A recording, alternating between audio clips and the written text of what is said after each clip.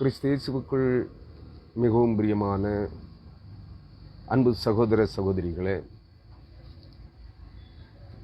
மரித்து உயிர்த்தெழுந்த ஆண்டவராகிய இயேசு கிறிஸ்துவனுடன் பிள்ளைகளாய் இந்த பூமியின் மக்களினங்களின் மத்தியிலிருந்து கிறிஸ்தேசுவின் இரத்தத்தால் மீட்டெடுக்கப்படும்படியாய் தெரிந்து கொள்ளப்பட்டு வேறு பிரிக்கப்பட்டு கிறிஸ்தேசுவின் சிலுவை பாடுகளுக்கு பங்காளிகளாய் ஒப்புக் கொடுக்கப்பட்டிருக்கிற அன்புக்குரிய இறைமக்களே, தேவனுடைய ஜனங்களே, கிறிஸ்தவர்களே, கிறிஸ்துவை அறிய விரும்புகிறவர்களே, உங்கள் அனைவரையும் நான் இந்த நாளின் பகல் வேளையில், மதிய வேளையில் உங்களை இந்த நாளின் செய்திக்கு நேராக அழைக்கிறேன். இயேசு கிறிஸ்துவின் அதிகாரமுள்ள நாமத்தில் உங்களை வாழ்த்தி வரவேற்கிறேன். இயேசு கிறிஸ்துவின் சமாதானம் நம்ம அனைவரோடும் நிலைத்து நிற்கட்டும். இயேசு கிறிஸ்துவின் சமாதானத்தை சொந்தமாக்கிக் கொள்வதற்கு நாம் தகுதியாக்கப்படட்டும் என்று இறைவனை வேண்டி இந்த நாளுக்குரிய இறை செய்திக்கு நேராக உங்களை அழைக்கிறேன். அருமையானவர்களே, இந்த நாள் நாம் தொடர்ந்து சிந்தனை செய்து வருகிற எரேமியா தீர்க்கதரிசியின் புஸ்தகம் 33ஆம் அதிகாரத்திலிருந்து எரேமியாவின் தொடர் செய்திகளில் 159வது தொடர் செய்தியை நான் இந்த நாளில் உங்களோடு பகிர்ந்து கொள்ள விரும்புகிறேன். நாம் இதுவரையிலும் சனிக்கிழமை வரையிலும், நேற்றைக்கு முந்தின தினம் சனிக்கிழமை வரையிலும் 158 இறை செய்திகளை எரேமியா தீர்க்கதரிசியின் புத்தகத்திலிருந்து தியானித்திருக்கிறோம். இந்த நாளில் 159வது இறை செய்தியை எரேமியா தீர்க்கதரிசியின் புஸ்தகம் 33ஆம் அதிகாரம் 22, 23, 24 ஆகிய வசனங்களின் வழியாக தியானிக்க இருக்கிறோம். அருமையானவர்களே, இந்த நாளிலே செய்தியை நான் சற்று நேரத்திற்கு முன்பாக ஆரம்பித்திருக்கிறேன். சாதாரணமாக 1 மணிக்குத்தான் ஆரம்பிப்பேன். அதற்கு முன்பு 10:30 அல்லது 11 மணி டைமில் ஆரம்பித்து வந்தேன், மதியத்திற்கு முன்பாக. ஆனால் அந்த நாட்களிலும் சில இடையூறுகள் எனக்கு அந்த செய்தி நேரத்திலே இருந்து வந்தது. அதனாலே சமயத்தை மதியத்திற்கு பிற்பாடு 1 மணியிலிருந்து ஆரம்பித்தேன். அந்த காலத்திலும் சில நாட்களிலே உபத்திரவங்கள் இல்லை. உபத்திரவம்னா வேற ஒன்றும் இல்லைங்க, வேதாகம புத்தக கடையானபடியினாலே புத்தக கடையில் சிலர் வேதாகமங்களை வாங்குவதற்கு வருகின்ற போது நான் செய்தி கொடுத்து கொண்டிருக்கிற வேளை இடையூறாக இருப்பதினாலே அந்த நேரத்தை மாற்றி அமைக்கிறேன். கடந்த சில நாட்களாக நீங்கள் பார்த்திருப்பீர்கள், செய்தி கொடுத்து கொண்டிருக்கும் போதே வேதாகமம் வாங்குவதற்கு சிலர் வருவார்கள். அவர்களோடு உரையாட வேண்டிய சில நிர்பந்தமான சூழ்நிலைகள் உருவாகிறது. அவைகளை தவிர்ப்பதற்காக இன்று 12 மணிக்கு ஆரம்பித்து விடலாம் என்று தொடங்கினேன். ஆனால் முடியவில்லை. நான் இப்பொழுது 12:20 ஆகிவிட்டது என்று நினைக்கிறேன். இந்த வேளையிலே இந்த நாளின் செய்தியை ஆரம்பித்திருக்கிறேன். நாளைய தினத்திலிருந்து தயவாக உங்களிடத்தில் அதை அறிவிக்கிறேன். நாளைய தினத்திலிருந்து சுமார் தோராயமாக 11 மணி 11:15 மணிக்கு உள்ளாக இந்த தினசரி இந்த எரேமியா தீர்க்கதரிசியினுடைய தியான வசனங்கள் தியானிக்க ஆரம்பிப்பேன். நாளைய தினத்திலிருந்து 11 மணி, சரியாக 11 அல்லது 11:15 மணிக்கு இந்த தியான செய்திகளை ஆரம்பிக்கலாம் என்று இருக்கிறேன். காரணம் வேறுமென்றுமில்லை, அதை சொல்லிக் கொள்கிறேன். மதிய வேளை சிலருக்கு 1 மணிக்கு பிற்பாடு என்றால், சிலருக்கு சில அலுவலகங்களிலே சில வேலை பார்க்கிற சில நபர்களுக்கு வேதாகமங்களை வாங்குவதற்கு அந்த நேரம், இடைப்பட்ட நேரம் அவர்களுக்கு சரியாக இருக்கும் என்று சொல்லுகிறார்கள். அந்த நேரத்தில் நான் இறை செய்தியை செய்தி கொடுத்து கொண்டிருந்தால் அவர்களுக்கு சற்று கடினமாக இருக்கிறது. வந்து காத்திருக்க வேண்டியது இருக்கிறது. எனக்கு அது உபத்திரவமாக இருக்கிறது. வேறொன்றுமில்லை. செய்தியை கொடுத்து கொண்டிருக்கிற வேளையிலே ஒரு நிமிடம் பொறுத்துக் கொள்ளுங்கள் என்று சொல்லிவிட்டு அவர்களோடு உரையாட வேண்டியது இருக்கிறது. அதை தவிர்ப்பதற்காக இந்த சமயத்தை மாற்றிக்கொள்ள விரும்புகிறேன். அருமையானவர்களே, நன்றாக புரிந்து கொள்ளுங்கள். இதை நீங்கள் ஒரு ஆலோசனையாக சொல்லலாம். ஏன் உங்கள் வீட்டில் வச்சே கொடுக்கலாமே, உண்மைதான். ஆனால் அங்கே நெட் ப்ராப்ளம் இருக்கிறது. சரியாக நெட் கிடைப்பதில்லை, இணைய தொடர்பு கிடைப்பதில்லை. அது ஒரு பெரிய பிரச்சனை. ஏன்னா மரங்கள் அடர்ந்த பகுதி, வீடு இருக்கிற இடம், அங்கே இருந்து நெட் கிடைக்காம செய்தி கொடுக்க முடியாது சரியாக. நன்றாக புரிந்து கொள்ளுங்கள். அதுக்காகத்தான் இந்த பகுதியை வேதாகம புத்தக கடையை தெரிவு செய்திருக்கேன். அதனால் சமயத்தை மாற்றிக்கொள்ள வேண்டிய நிர்பந்தங்கள் ஏற்படுகிறபடியினாலே நான் இந்த சமயத்தை இன்ற நாளிலே சற்று அரை மணி நேரத்திற்கு முன்பாக செய்தியை ஆரம்பித்திருக்கிறேன். நாளைய தினத்திலிருந்து 11 மணி அல்லது 11:15 மணிக்குள்ளாக செய்தி ஆரம்பமாகும். வசதிப்படுகிறவர்கள் லைவில் பாருங்கள், மற்றவங்க பிற்பாடு பார்த்து கொள்ளுங்கள் என்று உங்களோடு அன்பாக வேண்டிக் கொள்ளுகிறேன். அருமையானவர்களே, இந்த நாளின் செய்தி என்னுடைய தலையங்கமாக தாவீதின் சந்ததியையும் லேவியரையும் வானத்து நட்சத்திரங்களைப் போல பெருக பண்ணுவேன் என்று கர்த்தர் சொல்கிறார்.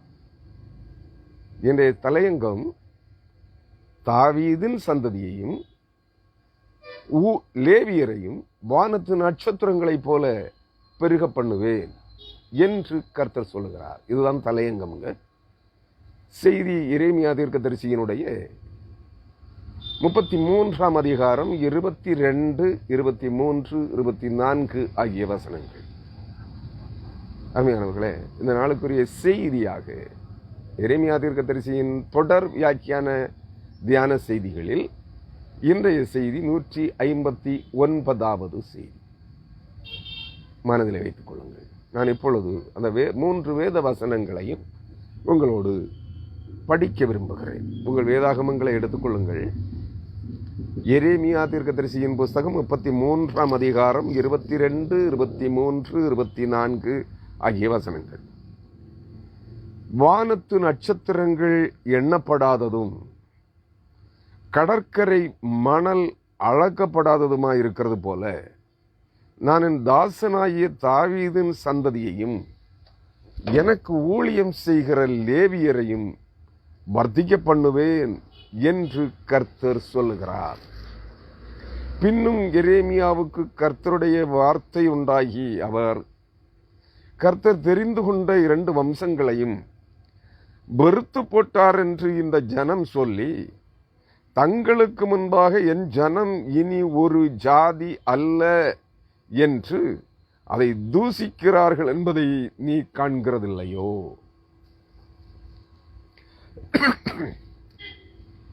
என்று சொல்லுகிறார். அருமையானவர்களே, நான் இந்த செய்தியிலே இந்த 24ஆம் வசனத்தை முதலாவது வியாக்கியானம் செய்துவிட்டு 22ஆம் வசனத்தை பிற்பாடு இந்த செய்தியினுடைய பிற்பகுதியாக எடுக்க விரும்புகிறேன். முதலாவது இந்த 23ஆம் வசனம், பின்னும் கர்த்தர் எரேமியாவுக்கு கர்த்தருடைய வார்த்தை உண்டாகி. அதை குறித்து உங்களுக்கு விவரிக்க வேண்டிய அவசியம் இல்லை. கர்த்தர் சொல்லாத வார்த்தைகளை எரேமியா தீர்க்கதரிசி சொல்லவில்லை என்பது நமக்கு உறுதியாக தெரிகிறது. கர்த்தர் சொல்லுகிற வார்த்தைகளையே சொல்லுகிறார்.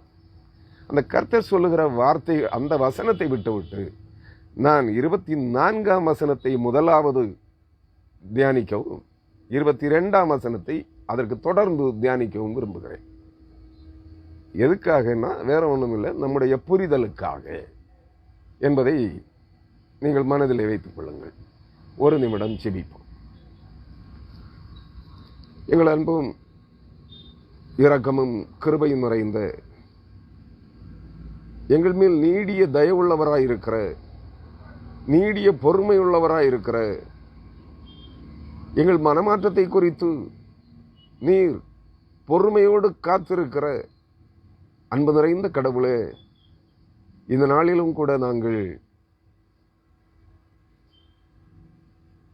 உம்முடைய வார்த்தைகளை தியானிக்கும்படியாக எங்களை ஆயத்தப்படுத்துகிறோம்.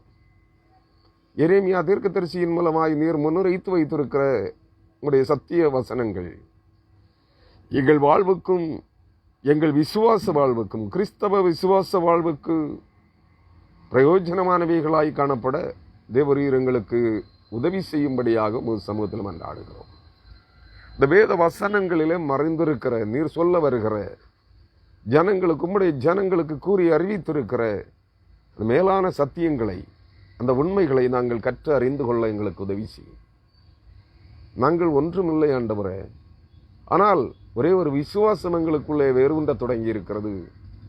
நாங்கள் ஜீவனுள்ள தேவனாலே இந்த பூமியின் மக்களினங்களின் மத்தியில் இருந்து தெரிந்தெடுக்கப்பட்டு இயேசு கிறிஸ்துவின் இரத்தத்தால் மீட்டெடுக்கப்பட்டு சுத்திகரிக்கப்பட்டு திரும்பவும் வானத்து நட்சத்திரங்களைப் போல ஒளி வீசுகின்றவர்களாய் தேவனுடைய பிள்ளைகளாய் தேவ புத்திரர்களாய் தேவ தூதர்களாய் மாற்றப்படுவதற்காக அழைக்கப்பட்டிருக்கிறோம், தெரிந்து கொள்ளப்பட்டிருக்கிறோம் என்பதை நாங்கள் விசுவசிக்கிறோம் ஆண்டவரே.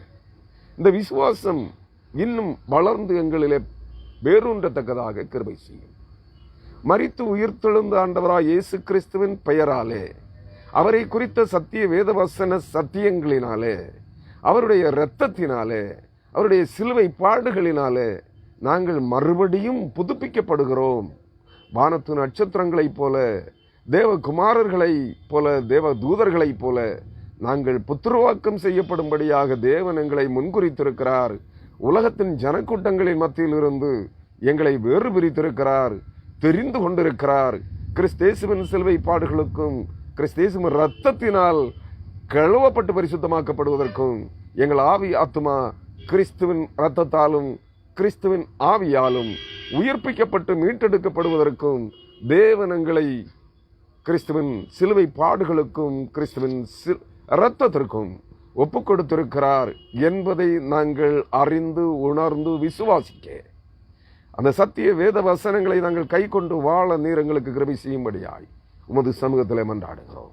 அன்பு நிறைந்த ஆண்டவரே, இந்த வேத வசனங்கள் கற்றுத்தரப்போகிற வேதாமுக சத்தியங்களை நீர் எங்களுக்கு பயனுள்ளதாக மாற்றித்தார். சகல சத்தியங்களுக்குள்ளும் எங்களை வழிநடத்துகிற சத்திய ஆவியானவராகிய பரிசுத்த ஆவியானவரே, நீர் எங்கள் மத்தியிலே கடந்து வாரும். இந்த செய்திகளை கேட்கிற உம்முடைய பிள்ளைகள் அனைவருடைய உள்ளங்களிலும் கொழுந்து விட்டெறியத்தக்கதாக அவர்களுடைய ஆவியாத்மாவை நீர் உயிர்ப்பிக்கும்படியாய் அவர்களிலே மங்கி எரிந்து கொண்டிருக்கிற அவர்களுடைய ஜீவனாகிய ஆவியை தூண்டி எழுப்பும்படியாய் உமது சமூகத்திலே மன்றாடுகிறோம். எங்களை தாழ்த்துகிறோம். நீர்தாமே இந்த வார்த்தைகளை விவரிக்க எங்களுக்கு துணை நில்லும், பலன் தாரும், ஞானத்தை தாரும். இயேசு கிறிஸ்துவின் வழியாக ஜெபிக்கிறோம். ஜெபங்களும் எங்கள் ஜீவன் உள்ள நல்ல பிதாவே, ஆமென்.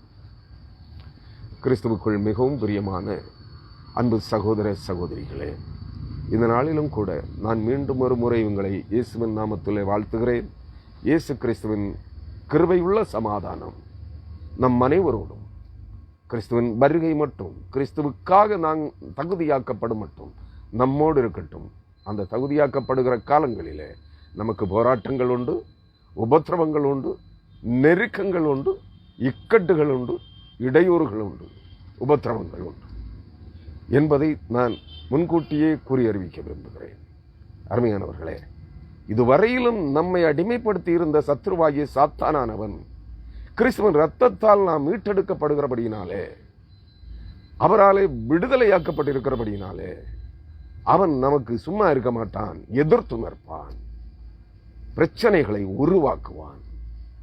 அது பல நிலைகளிலே நம்மோடு இடைபடக்கூடும். நம்மோடு உடன் இருப்பவர்களே நமக்கு எதிர்த்து நிற்கிறவர்களாக மாறுவார்கள். சாத்தானுடைய தந்திரம் அதுதான். நம்மை தனிமைப்படுத்தி திரும்பவும் அவனுடைய ஆளுகைக்குள்ளாக அடிமைப்படுத்துவதே அவனுடைய தந்திரமாக இருக்கும். இதுவரையிலும் பிரபஞ்சம் பொல்லாங்கனுடைய கையிலே, சாத்தானுடைய மாயை என்கிற பிரபஞ்சத்தின் தேவனாகிய சாத்தானுடைய ஆளுகைக்குள்ளே தான் இருக்கிறது. ஆனால் இந்த நாட்களிலே திரும்ப அவனுடைய மாயையின் கட்டுகள் அறுக்கப்பட்டு கொண்டிருக்கிறது. நாம் மாயையின் பிடியில் இருந்து மாய்மாலமான இந்த உலகத்தின் பொய்கள், புரட்டுக்கள், அக்கிரமங்கள், அறிவுறுப்புகளின் அடிமைத்தனங்களிலிருந்து விடுவிக்கப்படுகிறோம். அதனாலே அவன் சும்மா இருக்க மாட்டான். நிச்சயமாக தெரிந்து கொள்ளப்பட்டவர்களையும் வஞ்சிக்கும்படியாக அவன் அநேக அடையாளங்களோடும் அற்புதங்களோடும் கள்ள தீர்க்கதரிசிகளை மூலமாய் கள்ள கிறிஸ்தவர்களின் மூலமாய் அவன் தொடர்ந்து உபத்திரவங்களை தந்து கொண்டே இருப்பான். எச்சரிக்கையாக இருக்க விரும்புகிறேன். யாரையும் நம்பாதிருங்கள். யாருடைய புரட்டு உபதேசங்களையும் செவிசாய்க்காதிருங்கள். அற்புதங்களையோ அடையாளங்களையோ அவர்கள் நடப்பித்தாலும் நம்பாதிருங்கள். ஏனெனில் சாத்தான் அக்கிரமக்காரன். சாத்தானுடைய முழு வல்லமையோடும் அற்புதங்களோடும் அடையாளங்களோடும் எல்லாம் மாயை, கண்கட்டுவத்தை ஏமாற்றி பிழைக்கிறவன் அவன். அந்த காரியங்களை அவன் நடத்துவான். வஞ்சித்து திரும்பவும் அவனுடைய வலையிலே விழத்தள்ளுவதற்காக எதை வேண்டுமானாலும் அவன் செய்ய முடியும்.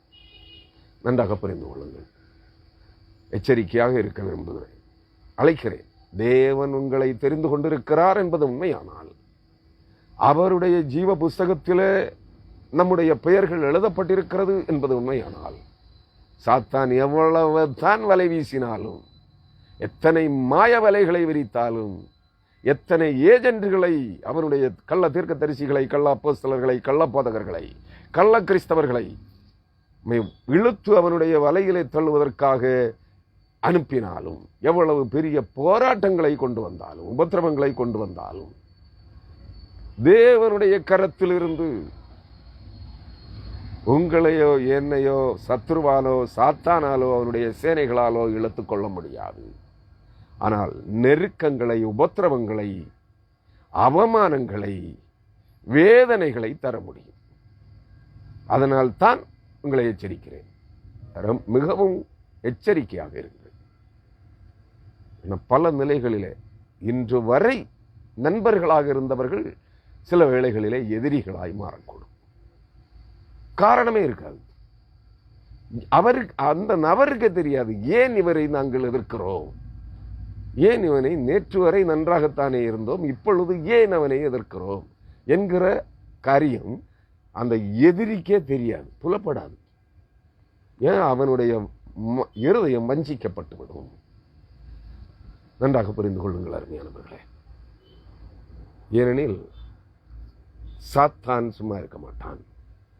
அவன் எவனை விழுங்கலாமோ என்று வகை தேடி கர்ச்சிக்கிற சிங்கம் போல சுற்றித் திரிகிறான். அவனுக்கு இனி சில நாட்களே, குறுகிய நாட்களே இருக்கிறது. அதனால் யாரை கவிழ்க்கலாம் என்று தான் வகை தேடுவான். எச்சரிக்கையாக இருங்கள். நான் செய்திக்கு வருகிறேன். செய்தியினுடைய தலையங்கம்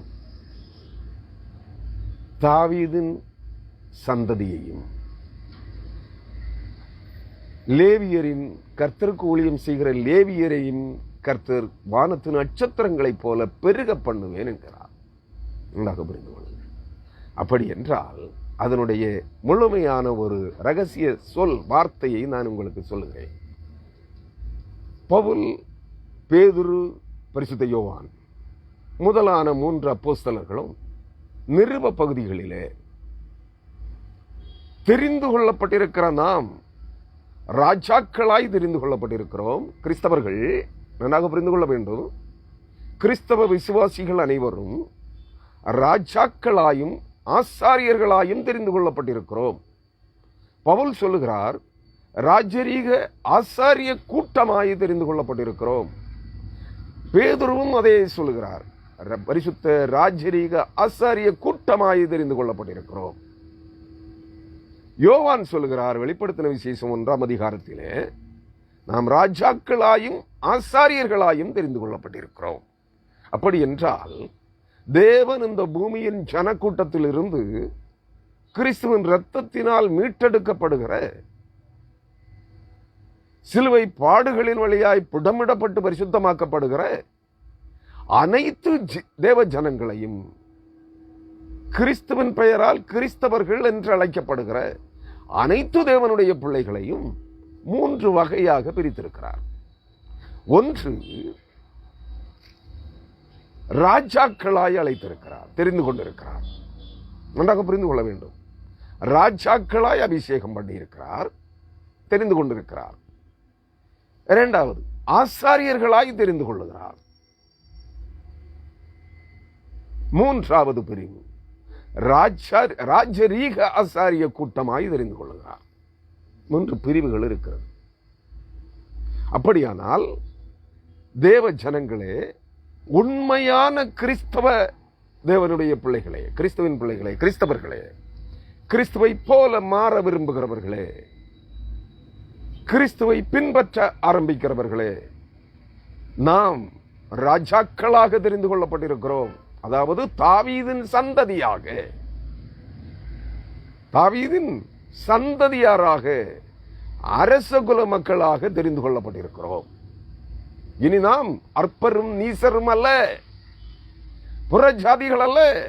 இயேசுவின் இரத்தத்தால் மீட்டெடுக்கப்பட்டு, இயேசு கிறிஸ்துவின் சிலுவை பாடுகளின் வழியாக புடமிடப்பட்டு பரிசுத்தமாக்கப்பட்டு, கிறிஸ்துவின் ஆவியால் உயிர்ப்பிக்கப்பட்டு, ராஜாக்களாய், தாவீதின் சந்ததியாய், யூதர்களாய், இருதயத்தின் நுனித்தோல் விருத்த சேதனம் பண்ணப்பட்ட யூதர்களாய், அரச குலத்தவர்களாய் அழைக்கப்பட்டிருக்கிறோம். மேன்மையான காரியம், இதைவிட ஒரு மேன்மையான காரியம் நமக்கு கிடைக்கும் என்று எதிர்பார்ப்பது தவறானது. நித்திய காலமாய் ராஜாக்களை போல வாழுகிறவர்களாய், வானத்து நட்சத்திரங்களாய் இருக்கும்படியாக அழைக்கப்பட்டிருக்கிறோம். ராஜா நட்சத்திரங்களுடைய பணி என்ன? இரவின் இருளை அகற்றுகிற, காலங்களையும் நியமங்களையும் ஆளுகை செய்கிற நட்சத்திரங்களாய் இருக்கிறோம். இரவை ஆளுகிறவர்களாய் இருக்கிறோம். இரவு என்றால் இருள், அந்தகார லோகாதிபதிகளின் வல்லமைகளை, சாத்தானையும் அவருடைய சர்வ சேனைகளையும் ஆளுகை செய்கிறவர்களாய், அடக்கி ஆளுகிறவர்களாய், காலின் கீழ் மிதிக்கிற ராஜாக்களாய் தெரிந்து கொள்ளப்பட்டிருக்கிறோம். நன்றாக புரிந்து கொள்ளுங்கள். இரண்டாவது, லேவியர்களாய் அல்லது ஆசாரியர்களாய் அழைக்கப்பட்டிருக்கிறோம். ஆசாரியர்களாய் அழைக்கப்பட்டிருக்கிறோம் என்றால் ஜீவனுள்ள தேவனுடைய ஊழியக்காரர்களாய், ஆசாரியர்களாய் தெரிந்து கொள்ளப்பட்டிருக்கிறோம், மீட்டெடுக்கப்பட்டிருக்கிறோம். அவர்களும் வானத்து நட்சத்திரங்களைப் போலவே ஒளி வீசுவார்கள். அநேகரை நீதிக்குட்படுத்துகிறவர்கள் வானத்து நட்சத்திரங்களைப் போலவும், ஞானத்தை போதிக்கிறவர்கள் ஆகாய மண்டலத்தின் மொத்த வெளிச்சத்தை போலவும், அதாவது சூரிய சந்திர நட்சத்திரங்களின் வெளிச்சத்தை போலவும் பிரகாசிப்பார்கள். அவர்கள் தான் ஆசாரியர்கள். நன்றாக புரிந்து கொள்ளுங்கள். இன்னொரு மூன்றாவது கூட்டம், அவர்கள் யார்? ராஜரீக ஆசாரிய கூட்டத்தார். ராஜரீக ஆசாரிய கூட்டத்தார். அவர்கள் வரிசையிலே கிறிஸ்து ராஜரீக ராஜாவாகவும், நேற்றைய செய்தியை நீங்கள் கவனித்திருந்தால் நன்றாக தெரிந்திருக்கும். கிறிஸ்துவுக்கு பெயர் என்ன? ராஜாதி ராஜா, மகாராஜா, கர்த்தாதி கர்த்தா, மகா கர்த்தர், தேவாதி தேவன், மகாதேவன்.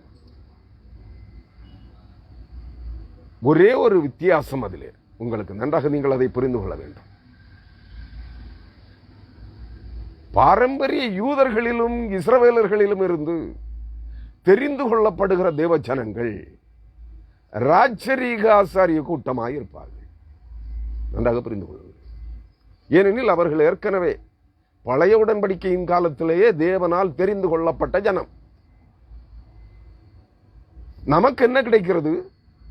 நாம் ராஜாக்களாய் அழைக்கப்பட்டிருக்கிறோம், தெரிந்து கொள்ளப்பட்டிருக்கிறோம். தாவீதின் வம்ச மரபினரை போல இருதயத்தின் நுனித்தோல் விருத்த சேதனம் பண்ணப்பட்ட யூதர்களாய் அழைப்பை பெற்றிருக்கிறோம். அரசர்களாய், ராஜாக்களாய் அழைக்கப்பட்டிருக்கிறோம். நமக்கு தரப்படுகிற மேன்மையை பாருங்கள். இன்று யூதர்கள் இருக்கிற அந்த நிலையிலே நம்மை அவர் அழைக்கிறார், நமக்கு அந்த மகிமையை தருகிறார். ராஜாக்களாய் அழைக்கப்பட்டிருக்கிறோம். இன்று ஆசாரிய வம்சத்தவர்கள் தேவனுடைய ஊழியக்காரர்களாய், உண்மையும் உத்தமமான ஊழியக்காரர்களாய் இருக்கிற ஆசாரியர்களைப் போல நாம் அழைக்கப்படுகிறோம். அப்படியானால் நீங்களும் நானும் தேவனுடைய ஊழியக்காரர்களாய் இருக்கிறோம். ஆசாரியர்களாயும் ராஜாக்களாயும் அழைக்கப்பட்டிருக்கிறோம். ஆனால் இன்றைய பாரம்பரிய யூதர்களுக்கும் இஸ்ரவேலர்களுக்கும் ஒரு படி மேன்மை கூட. என்ன? அவர்கள் இயேசு கிறிஸ்து எப்படி ராஜரீக ஆசாரியனாக இருக்கிறாரோ அதுபோல இஸ்ரவேலர்களிலும் யூதர்களிலும் இருந்து தெரிந்து கொள்ளப்படுகிற தேவச்சனங்கள் அனைவரும் கிறிஸ்துவின் இரத்தத்தாலும் கிறிஸ்துவின் சிலுவை பாடுகளினாலும் பரிசுத்தமாக்கப்பட்டு கிறிஸ்துவின் ஆவியால் உயிர்ப்பிக்கப்படுகிற யூதர்களும் இஸ்ரவேலர்களும் ராஜரீக ஆசாரிய கூட்டமாய் இருப்பார்கள். நம்மிலும் அநேகர் பரிசுத்தவான்களாய் மாற்றப்படுகிறவர்கள், பரிசுத்தவான்களாய் கிறிஸ்துவின் மகிமையிலே எடுத்துக்கொள்ளப்பட தகுதியாக்கப்படுகிறவர்கள் ராஜரீக ஆசாரிய கூட்டமாய் இருப்பார்கள். இப்ப உங்களுக்கு புரியுதா? மேன்மை, மகிமை என்ன?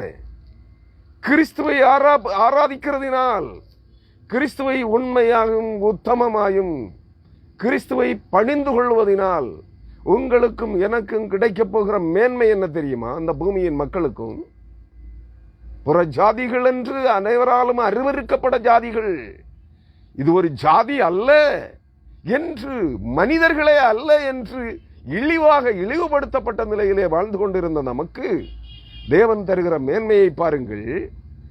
கிறிஸ்துவின் இரத்தத்தால் கழுவப்பட்டு கிறிஸ்துவின் சிலுவை பாடுகளின் வழியாக புடமிடப்பட்டு கிறிஸ்தவர்கள் கிறிஸ்துவின் தேவனுடைய ஜனமாய் மாற்றப்படுகிற உங்களுக்கும் எனக்கும் ராஜாக்கள் என்கிற அந்தஸ்தை தருகிறார். நாம் இனி தாழ்ந்தவர்கள் அல்ல, இழிகுலத்தவர்கள் அல்ல, ஒரு ஜாதி என்று சொல்லத்தக்க தகுதியற்ற அருவருக்கப்படத்தக்க இழிகுலத்தவர்கள் அல்ல, தீண்டத்தகாதவர்கள் அல்ல, நாம் ராஜாக்கள் என்கிற மேன்மையை தருகிறார். நாம் ஆசாரியர்கள், ஜீவனுள்ள தேவனுடைய ஊழியக்காரர்கள் என்கிற மேன்மையை தருகிறார். இதுவல்லவா நித்திய காலமாய் தேவ சமூகத்திலே பணி செய்வதற்கு, தேவனுடைய பிள்ளைகளாயிருப்பதற்குரிய மேன்மை. இந்த மேன்மை போதாதா? இல்லை, இவ்வுலகத்தின் ஐஸ்வர்யவான்களாய் வாழ்வதற்கு வழி தேடுகிறீர்களா என்றால் இந்த மேன்மைகள் அனைத்தையும் இழந்துவிட வேண்டியதுதான். உலகத்தையும் உலகத்தின் ஐஸ்வர்யங்களையும் சம்பாத்தியங்களையும் உலகத்தின் செல்வ பெருக்கத்தையும் பெயர் பிரஸ்தாபத்தையும் விரும்பினால் இந்த ராஜரீக மேன்மை, ராஜாக்களாய் ஆசாரியர்களாய் வாழுகிற உரிமையை இழப்போம். எது தேவை என்பதை நீங்கள் புரிந்து கொள்ள வேண்டும்.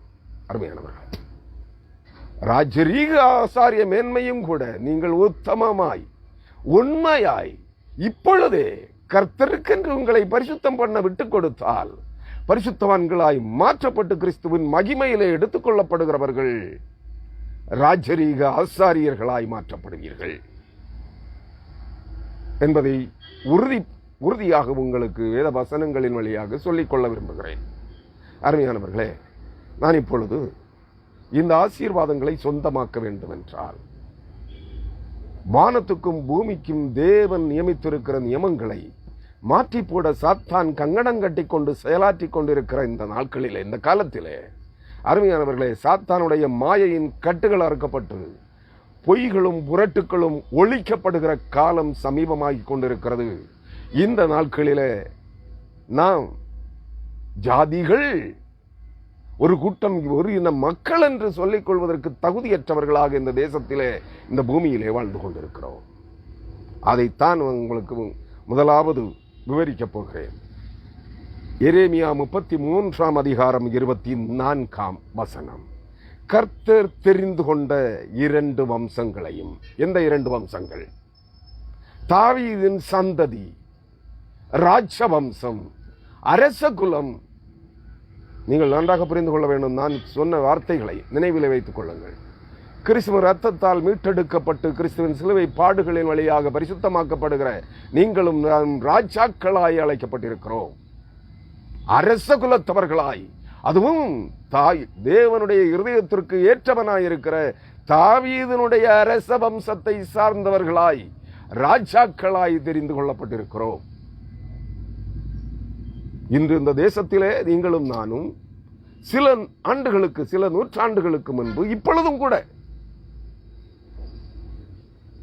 இழிகுலத்தவர்களாக எண்ணப்பட்டுக் கொண்டிருக்கிறோம். தீண்டத்தகாதவர்களாக எண்ணப்பட்டுக் கொண்டிருக்கிறோம் என்பதை மனதிலே வைத்துக் கொள்ளுங்கள். ஆனால் வேதம், அவருடைய வார்த்தை, தீர்க்க தரிசன வார்த்தைகள், நிலை, நாம் மேன்மக்கள், ஜீவனுள்ள தேவனுடைய பிள்ளைகளாய், தாவீது என்கிற தேவனுடைய இதயத்திற்கேற்றவனாகிய இஸ்ரவேலின் ராஜாவாகிய தாவீதினுடைய அரச குலத்து பிள்ளைகள் என்கிற அந்தஸ்தை தருகிறார். ராஜாக்கள் என்கிற அந்தஸ்தை தருகிறார். மேன்மக்கள் என்று அவர் உயர்த்துகிறார். அருமையானவர்களே, இரண்டாவது ஆசாரியனுடைய வம்சத்தவர்கள் லேவியர்கள் என்கிற பட்ட பொறுப்பை தருகிறார். தேவனுடைய ஊழியக்காரர்கள், அதாவது இந்த காலத்திலே இந்த பூமியிலே சொல்லிக் கொண்டிருக்கிறார்களே பிராமணர்கள் தான் உயர்குலத்தவர்கள் என்று ஆண்டவர் சொல்லுகிறார். இயேசுவின் ரத்தத்தால் கழுவப்பட்டு பரிசுத்தவான்களாய் மாறுகிற அனைத்து கிறிஸ்தவர்களும் ஆசாரியர்களே, லேவியர்களே, பிராமணர்களை பார்க்கிலும் பரிசுத்தவான்கள். அந்த பிராமண பயல்களுக்கு என்ன தெரியாது, ஒன்னு புரிஞ்சுங்க. இருபிறப்பாளன், பிராமணர்களுக்கு இருபிறப்பாளர் என்கிற ஒரு பட்ட பெயர் உண்டு. அந்தணர் என்றால் இருபிறப்பாளன். நன்றாக புரிந்து கொள்ள வேண்டும். அவங்களுக்கு நிறைய பேர் இருக்கு. பிராமணன், பார்ப்பான், பார்ப்பனன், பிராமணன், நம்பூதிரி, அந்தணன், இருபிறப்பாளன் என்றெல்லாம் பெயர். இருபிறப்பாளன் என்றால் மனிதனாக தாயின் வயிற்றிலே பிறக்கும் போது அவன் மனித குழந்தை. தேவனாலே அவன் பிறப்பிக்கப்படுகின்ற போது மறுபடி கிறிஸ்துவின் இரத்தத்தால், கிறிஸ்துவின் சிலுவை பாடுகளின் வழியாக, கிறிஸ்துவின் ஆவியால் உயிர்ப்பிக்கப்படுகின்ற போது அவன் இரண்டாவது பிறப்பாளன், மறுபடி பிறந்தவன், உயர்குலத்தோன், ராஜா, ஆசாரியன். இந்த உலகத்தில் இருக்கிற பிராமணர்களை பார்க்கிலும் நீங்களும் நானும் உயர்குலத்தவர்கள், ஜீவனுள்ள தேவனுடைய பிள்ளைகள் என்பதை அன்கிற அந்தஸ்தை தருகிறார். உங்களுக்கு எது தேவை? உலகத்தின் ஐஸ்வர்யங்களா, உலகத்தின் ஆசீர்வாதங்களா, உலகத்திலே மேன்மக்கள் என்று சொல்லப்படுகின்ற உரிமையா? இல்லை, தேவனுடைய சமூகத்திலே ராஜாக்களாய், ஆசாரியர்களாய், இந்த உலகத்தில் இருக்கிற பிராமணர்களை பார்க்கிலும், அந்தணர்களை பார்க்கிலும், நம்பூதிரிகளை பார்க்கிலும் உயர்ந்தவர்களாய், வானத்து நட்சத்திரங்களைப் போல ஒளி வீசுகிற தேவனுடைய பிள்ளைகளாய், தேவ தூதர்களாய், தேவர்களாய் வாழுகின்ற சிலாக்கியம் என்பதை நீங்கள் உறுதிப்படுத்திக் கொள்ள வேண்டும். உங்கள் விசுவாசம் வேரூன்றுவதற்காக இவைகளை உங்களுக்கு கற்பித்து சொல்லுகிறேன். அருமையானவர்களே,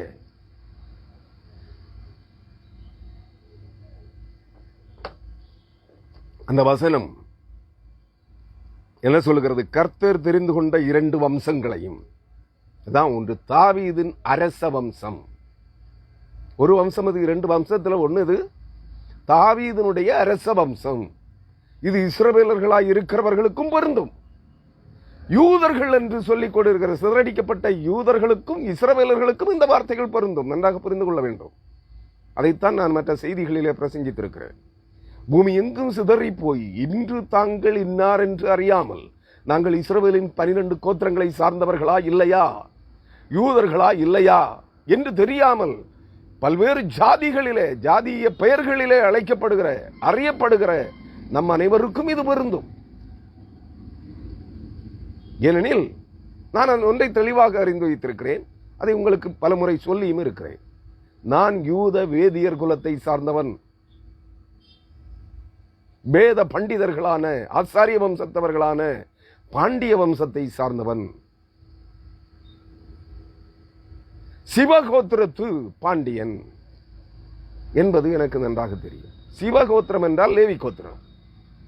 சிவபெருமான், சிவன் என்றால் சிவபெருமானுடைய பெயராலே வருகிற சிவகோத்திரம். சிவகோத்திரம் என்றால் ஆசாரிய வம்சம். சிவபெருமான் என்றால் உன்னதமான தேவனுடைய ஆசாரியன். அந்த ஆசாரிய வம்சத்திலே தோன்றியவன் நான். எனக்கு என்னை குறித்து நன்றாக தெரியும். அதை குறித்த பல கல்வெட்டுகளையும் செய்திகளையும், செப்பேட்டு செய்திகளையும் சேகரித்து வைத்திருக்கிறேன். அதனால சொல்றேன். அதுபோல இன்றைய இந்த தேசத்திலே இழிகுலத்தவராக, தீண்டத்தகாதவர்களாக சொல்லப்பட்டுக் கொண்டிருக்கிற ஜனங்களும் கூட திராவிடர்கள் என்கிற அந்த போர்வையிலே வாழுகின்ற திருவிடம் எருசலேமிலிருந்து சிதறடிக்கப்பட்ட தேவ ஜனங்களே, நீங்கள் எந்த ஜாதியிலே உங்களை அடையாளம் காட்டிக் கொண்டிருக்கிறவர்களாக இருந்தாலும் சரி, நீங்கள் தேவனுடைய பிள்ளைகள் என்பதை உங்கள் மனதார ஏற்றுக்கொள்ளுகிறீர்கள் என்றால் நீங்களும் சிதறடிக்கப்பட்ட யூத இஸ்ரவேலர்களை சார்ந்தவர்களே. அதனால் தான் ஆரிய குலம், எகிப்தியர்களும் அசீரியர்களும் பாபிலோனியர்களும் உங்களை தீண்டத்தகாதவர்களாக அடிமைப்படுத்தி வைத்திருக்கிறார்கள். அவர்களை மேன்மக்கள் என்றும் உங்களை தீண்டத்தகாதவர்கள் என்றும் தங்கள் காலின் கீழ் மிதித்துக் கொண்டிருக்கிறார்கள். இந்த இழிகுல அந்த அவமானங்களை கர்த்தர் துடைத்தெறிகிறார். கிறிஸ்துவின் இரத்தத்தால் கழுவப்படுகிறீர்கள். இனி நீங்கள் மேன்மக்கள், ராஜாக்கள் என்றும் ஆசாரியர்கள் என்றும் தேவனுடைய ஜனங்கள் என்றும் அழைக்கப்பட போகிறீர்கள். எந்த மேன்மை உங்களுக்கு வேண்டும் என்பதை நீங்கள் தெளிவுபடுத்திக் கொள்ளுங்கள். அவர் சொல்லுகிறார், கர்த்தர் தெரிந்து கொண்ட 2 வம்சங்களையும் வெறுத்து போட்டார் என்று இந்த ஜனம் சொல்லி. எந்த ஜனம்? இந்த பூமியின் ஜனங்கள், பூமியின் மேன்மக்கள் என்று தங்களை அழைத்துக் கொள்கிறவர்கள். காலம் காலமாய், தலைமுறை தலைமுறைகளாய், ஆண்டாண்டு காலங்களாய், பல ஆயிரம் ஆண்டுகளாய் யூதர்களையும் இஸ்ரவேலர்களையும் அடிமைப்படுத்தின எகிப்தியர்களும் அசீரியர்களும் பாபிலோனியர்களும் மேதியர்களும் பெர்சியர்களும் கிரேக்கர்களும் ரோமர்களும் தேவ ஜனங்களை, யூதர்கள் இஸ்ரவேலர்களை சார்ந்த திருவிடம் எருசலேமிலிருந்து சிதறடிக்கப்பட்ட இந்த திராவிட இனத்தை, தேவ ஜனங்களை அடிமைகளாக மாற்றினார்கள், தீண்டத்தகாதவர்களாக மாற்றினார்கள், இழிகுலத்தவர்களாக மாற்றினார்கள். இது ஒரு வம்சம் அல்ல, இது ஒரு ஜாதி அல்ல என்று இந்த பூமியின் ஜனங்கள், மேன்மக்கள் என்று தங்களை கூறிக்கொண்டிருக்கிறவர்கள், இவர்கள் ஒரு ஜனம் அல்ல. அது வெள்ளக்காரனா இருக்கலாம், இங்க உள்ளவனா இருக்கலாம், எல்லாவனும் இந்தியன் என்றால் எல்லாருக்கும் யாரு?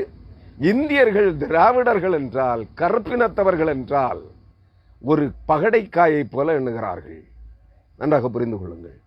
இந்த இழிநிலை தேவனாலே மாற்றப்படுகிறது, கிறிஸ்துவின் இரத்தத்தினாலே மாற்றப்படுகிறது.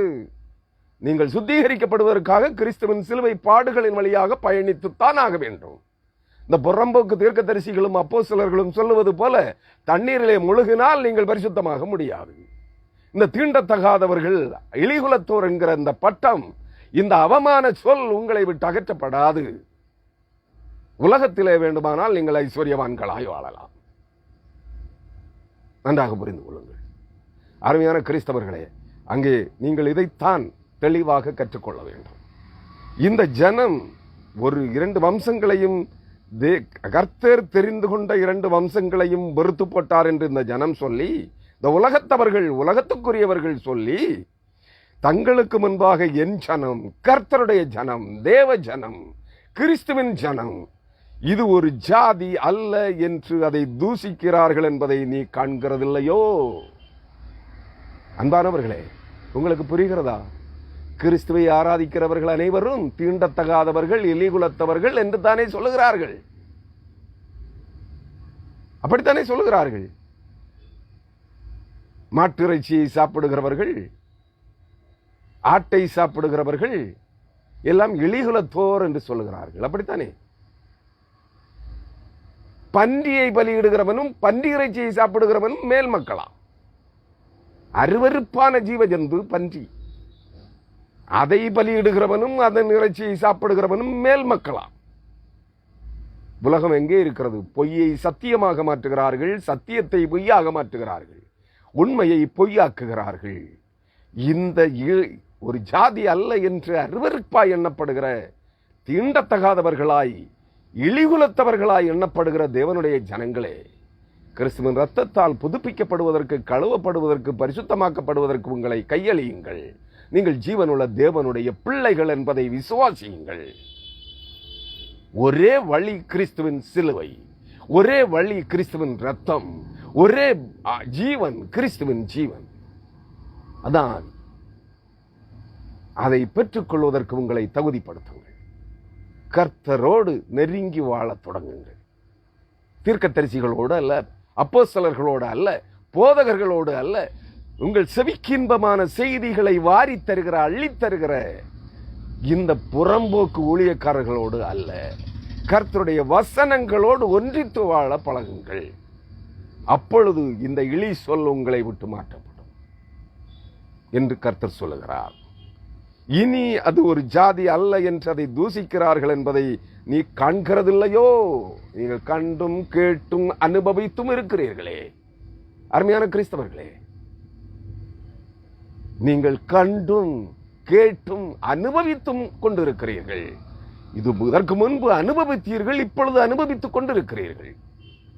கிறிஸ்தவர்கள் ஆனது நிமித்தம் சக உங்கள் மக்களினங்களை சார்ந்தவர்களை உங்களை அவமானப்படுத்துகிறதை நீங்கள் கேட்டுக் கொண்டிருக்கிறீர்கள், சகித்துக் கொண்டிருக்கிறீர்கள். இனி அந்த அவச்சொல் மாற்றப்படும் என்று தேவன் சொல்லுகிறார். தேவனுடைய ஜனங்களை பார்க்கிலும் மேன்மையானவர்கள் இந்த பூமியிலே எவனும் இருக்க முடியாது என்பதை புரிந்து கொள்ளுங்கள். இப்பொழுது மேன்மக்கள் என்று தங்களை கூறுகிறவர்கள் அனைவரும் தேவனாலே அழிக்கப்படுவார்கள். அவர்கள் மேன்மக்கள் அல்ல. அவருடைய கலர், தோலின் நிறம் மட்டுமே வெண்மையாக, சிவப்பாக இருக்கிறது, மஞ்சளாக இருக்கிறது. தேவனுடைய பிள்ளைகள் கரி கருத்து திரிகிறார்கள். நீங்கள் புலம்பல் புஸ்தகத்தை படிக்க வேண்டும். தங்கத்தை பார்க்கிலும் விலையேறப்பெற்ற தங்க நிறமாய் பொன்னிறமாய் ஜொலித்தவர்கள் காட்டில் உள்ள கருங்குருவியை போல கரி கருத்து திரிகிறார்கள். படித்திருக்கிறீர்களா புலம்பல் புஸ்தகம்? அதிலே படித்து பாருங்கள். தங்க நிறமாய் ஜொலித்தவர்கள், பொன்னை போல தங்க நிறமாய் ஜொலித்த தேவனுடைய பிள்ளைகள் பூமி எங்கும் சிதறடிக்கப்பட்டு கரி கருத்து சாக்குருவியை போல, கருங்குருவியை போல கரி கருத்து இருக்கிறார்கள், தீக்குருவியை போல. தேவ ஜனமே, இயேசு கிறிஸ்துவின் ரத்தத்தால் நீங்கள் பொன்னிறமாய் மாற்றப்பட போகிறீர்கள்.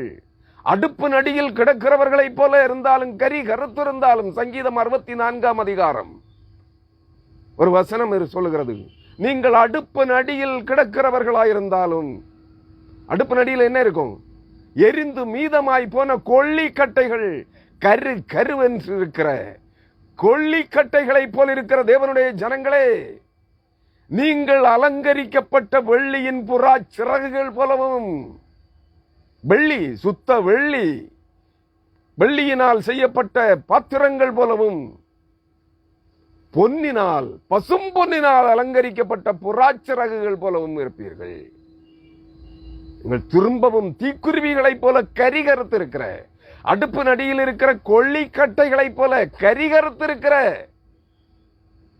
நீங்கள் வெள்ளியினால் அலங்கரிக்கப்பட்ட புறா சிறகுகள் போலவும், பசும் பொன் தகட்டினால் அலங்கரிக்கப்பட்ட புறா சிறகுகள் போலவும் இருப்பீர்கள். கர்த்தருடைய கருத்திலே அவரால் பணம் பயன்படுத்தப்படுகிற வெள்ளி பொன் பாத்திரங்களாயிருப்பீர்கள் என்று வேதம் சொல்லுகிறது. நீங்களே மேன்மக்கள். நீங்கள் மறுரூபமாக்கப்படும் போது ஜக ஜக என வானத்து நட்சத்திரங்களைப் போல, சூரியனைப் போல, சந்திரனைப் போல ஜொலிப்பீர்கள். எது வேண்டும் உங்களுக்கு, அதை புரிந்து கொள்ளுங்கள். அருமையானவர்களே, நான் 22ஆம் வசனத்திற்கு நேராக வருகிறேன். இதுவரையிலும் 24ஆம் வசனத்தை உங்களுக்கு விவரித்தேன். இனி 22ஆம் வசனத்திற்கு வருகிறேன். எரேமியா 33:22. வானத்து நட்சத்திரங்கள் எண்ணப்படாததும் கடற்கரை மணல் அளக்கப்படாததுமாய் இருக்கிறது போல, நான் என் தாசனாகிய தாவீதின் சந்ததியையும் எனக்கு ஊழியம் செய்கிற லேவியரையும் வர்த்திக்க பண்ணுவேன் என்று கர்த்தர் சொல்லுகிறார். அருமையானவர்களே, இந்த ஆசீர்வாதம் என்னன்னு தெரியுமா உங்களுக்கு? ஆதியாகமம் 22ஆம் அதிகாரம் 17ஆம் வசனத்திலே தேவன் ஆபிரகாமுக்கு கொடுத்த ஆசீர்வாதம். இன்றைய உலக பிரசங்கிகள், உலக தீர்க்கதரிசிகள், உலக அப்போஸ்தலர்கள், உலக பிரசங்கியார்கள் ஆபிரகாமின் ஆசீர்வாதங்களை சொந்தமாக்கிக் கொள்ளுங்கள் என்று புரட்டு உபதேசங்களை உங்களுக்கு சொல்லுகிறார்களே, அதனுடைய சராம்சம் உண்மை என்ன என்பதை நான் உங்களுக்கு சொல்லுகிறேன். இந்த வசனத்தின் அடிப்படையில் ஆதியாகமம் 22ஆம் அதிகாரம் 17ஆம் வசனம், உங்கள் வேதாகமங்களை புரட்டுங்கள். ஆதியாகமம் 22ஆம் அதிகாரம் 17ஆம் வசனத்தையும் ஆதியாகமம் 26ஆம் அதிகாரம் 5ஆம் வசனத்தையும் நான் உங்களுக்கு சுட்டிக்காட்ட விரும்புகிறேன். ஆதியாகமம் 22ஆம் அதிகாரம்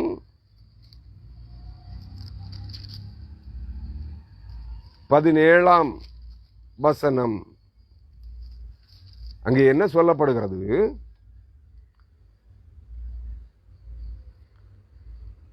நான் உன்னை, ஆதியாகமம் 22:17, நான் உன்னை ஆசீர்வதிக்கவே ஆசீர்வதித்து உன் சந்ததியை வானத்து நட்சத்திரங்களைப் போலவும் கடற்கரை மணலைப் போலவும் பெருகவே பெருக பண்ணுவேன் என்றும், உன் சந்ததியார் தங்கள் சத்துருக்களின் வாசல்களை சுதந்தரித்துக் கொள்வார்கள் என்றும், நீ என் சொல்லுக்கு கீழ்ப்படிந்தபடியினால் உன் சந்ததிக்குள் பூமியில் உள்ள சகல ஜாதிகளும் ஆசீர்வதிக்கப்படும் என்றும் என் பேரில் ஆணையிட்டேன் என்று கர்த்தர் சொல்லுகிறார் என்றார். அருமையானவர்களே, ஆபிரகாமின் ஆசீர்வாதம் என்னவென்று புரிகிறதா? ஒருமுறை கூட அதை உங்களுக்கு வாசித்து விவரிக்கிறேன். நான் உன்னை ஆசீர்வதிக்கவே ஆசீர்வதித்து உன் சந்ததியை வானத்து நட்சத்திரங்களைப் போலவும் கடற்கரை மணலை போலவும் பெருகவே பெருக பண்ணுவேன் என்றும், உன் சந்ததியார் தங்கள் சத்துருக்களின் வாசல்களை சுதந்தரித்துக் கொள்வார்கள் என்றும், நீ என் சொல்லுக்கு கீழ்ப்படிந்தபடியினால் உன் சந்ததிக்குள் பூமியில் உள்ள சகல ஜாதிகளும் ஆசீர்வதிக்கப்படும் என்றும் என் பேரில் ஆணையிட்டேன் என்று கர்த்தர் சொல்லுகிறார். கர்த்தர் அவர் பெயரிலேயே, அவருக்கு மேலானவர் ஒருவரும் இல்லை, அதனாலே அவர் பெயரிலேயே ஆணையிட்டு இருக்கிறார். நன்றாக புரிந்து கொள்ளுங்கள். எதற்காக அங்க ஒரு நிபந்தனை வைக்கப்பட்டிருக்கிறது? என்ன தெரியுமா? நீ என் சொல்லுக்கு கீழ்ப்படிந்தபடியினால், அவருடைய சொல்லுக்கு கீழ்ப்படிந்தபடியினால், ஆபிரகாம் கர்த்தருடைய வார்த்தைக்கு கீழ்ப்படிந்தபடியினால். அருமையானவர்களே, இங்கு உங்களுக்கும் எனக்கும் ஆவிக்குரிய ஆசீர்வாதம் வானத்து நட்சத்திரங்களைப் போல ஒளி வீசுகிறவர்களாய், ராஜாக்களாய், ஆசாரியர்களாய் நீங்களும் நானும் ஆபிரகாமின் சந்ததியாய் அந்த ஆசீர்வாதங்களை சொந்தமாக்க வேண்டும் என்றால், இந்த பரிசுத்த வேதாகமத்திலே வைக்கப்பட்டிருக்கிற அனைத்து கட்டளைகளையும் கற்பனைகளையும் பிரமாணங்களையும் சத்திய வேத வசனங்களையும் கை கொண்டு கீழ்ப்படிந்து வாழ வேண்டும். அப்பொழுது கிறிஸ்துவின் வழியாக, கிறிஸ்துவின் சிலுவை பாடுகளின் வழியாக, கிறிஸ்துவின் இரத்தத்தின் வழியாக, கிறிஸ்துவின் தூய ஆவியின் வழியாக இந்த ஆபிரகாமின் ஆசீர்வாதங்களாகிய வானத்து நட்சத்திரங்களைப் போல ஒளி வீசுகின்ற அந்த சந்ததியாய் நீங்களும் நானும் மாற்றப்படுவோம். அதாவது ராஜாக்களாய்,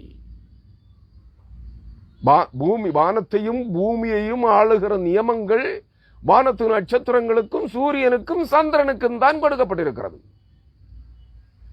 அந்த ஆளுகையின் உரிமைகளை அரச ராஜரீகத்தையும் ஆசாரியத்துவத்தையும் பெற்றுக் கொள்ளுவீர்கள் என்று சொல்லுகிறார்.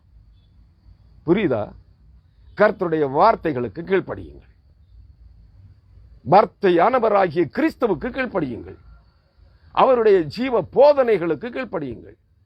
வேதாகம தீர்க்க தரிசனங்களுக்கு கட்டுப்படுங்கள். அடங்கி இருங்கள். கை கொண்டு வாழுங்கள். அப்பொழுது அந்த மேன்மையை பெறுவீர்கள். அருமையானவர்களே, அவன் என்ன செய்தான்? ஆபிரகாம், என் வார்த்தைக்கு நீ கீழ்ப்படிந்தபடியினால். அவனுடைய கீழ்ப்படிதல் எப்படிப்பட்டது? முந்தின வசனம், அதாவது அதே ஆதியாகமம் 22ஆம் அதிகாரம் 12, 15, 16 ஆகிய வசனங்கள்.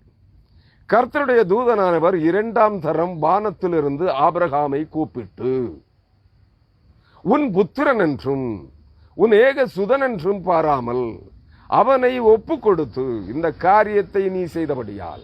எந்த காரியம்? அந்த அதிகாரத்தை முந்தி நீங்கள் படித்தால், ஆபிரகாம் தன் வாக்கு தத்தத்தின் குமாரனாகிய ஆபிரகாமின் மனைவி 90 வயதிலே ஒரு ஆண்மகனை பெற்றாளே, ஈசாக் என்று பெயரிடப்பட்ட. ஆபிரகாமின் 100ஆம் வயதிலே சாராய் என்கிற சாராளின் 90ஆம் வயதிலே கிழவியான பிற்பாடு 100 வயதான கிழவனும் 90 வயதான கிழவியும் சேர்ந்து வாழ்ந்து கர்த்தருடைய வாக்கு தத்தத்தின் பிள்ளையை பெற்றுக் கொண்டார்கள். ஈசாக்கு, நன்றாக புரிந்து கொள்ளுங்கள், அந்த ஈசாக்கை கர்த்தர் பலியிட கேட்கிறார். முதிர் வயதிலே 90 வயதிலே பெற்றெடுத்த பிள்ளை, ஆபிரகாமின் 100ஆம் வயதிலே பெற்றெடுத்த பிள்ளை ஈசாக்கு, வாக்கு தத்தத்தின் பிள்ளை. அந்த பிள்ளைக்காக 24 ஆண்டுகள் காத்திருந்திருக்கிறான்.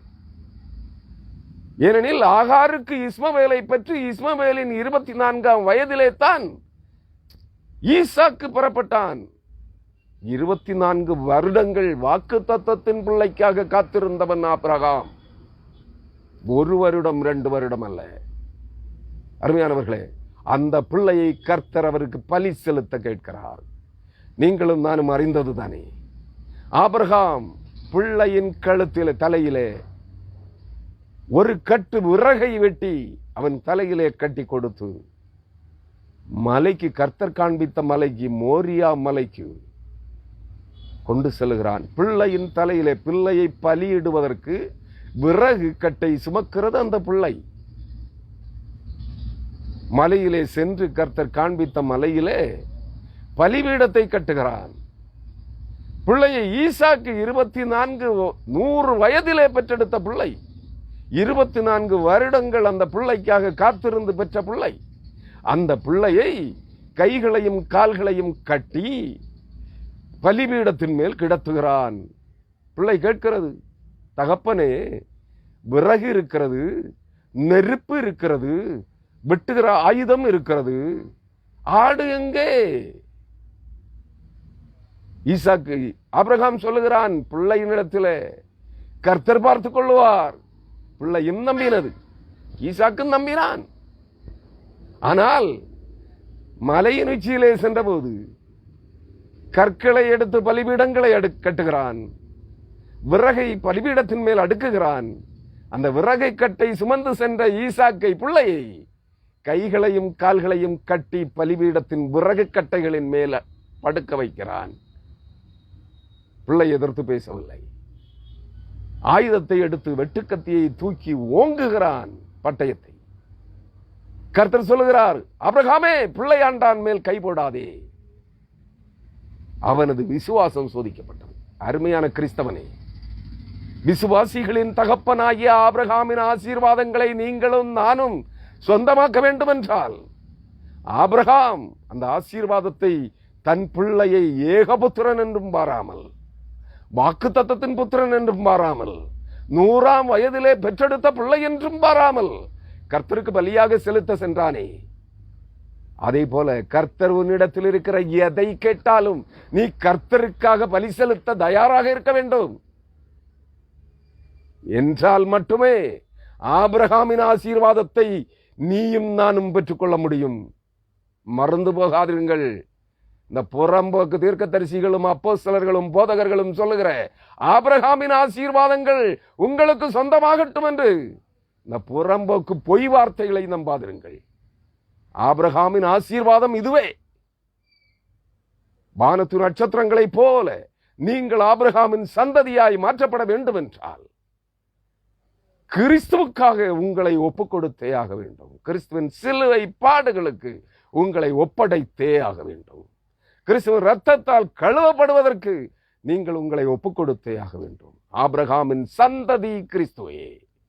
ஆபிரகாமின் சந்ததி கிறிஸ்துவே. நன்றாக புரிந்து கொள்ளுங்கள். அவரே உங்களுக்காக எனக்காக பலியிடப்பட்டார் கல்வாரி சிலுவையிலே. அந்த பலிப்பொருளாகிய இயேசு கிறிஸ்துவின் இரத்தத்தாலும் அவருடைய வார்த்தைகளாகிய சத்தியவேத வசனங்களாலும் நீங்களும் நானும் உயிர்ப்பிக்கப்படவில்லை என்றால் ஆபிரகாமின் ஆசீர்வாதங்களை நீங்களும் நானும் சொந்தமாக்க முடியாது. வானத்து நட்சத்திரங்களைப் போல ஒளி வீசுகின்ற பிள்ளைகளாய், மேன்மக்களாய், ஆபிரகாமின் சந்ததியாய், கிறிஸ்தவ விசுவாசிகளாய் நீங்களும் நானும் வாழ முடியாது என்பதை மனதில் வைத்துக் கொள்ளுங்கள். அருமையானவர்களே, அந்த வாக்கு தத்தம் தான் வானத்து நட்சத்திரம். அங்கே இன்னும் ஒரு வார்த்தை இருக்கிறதே, என்ன?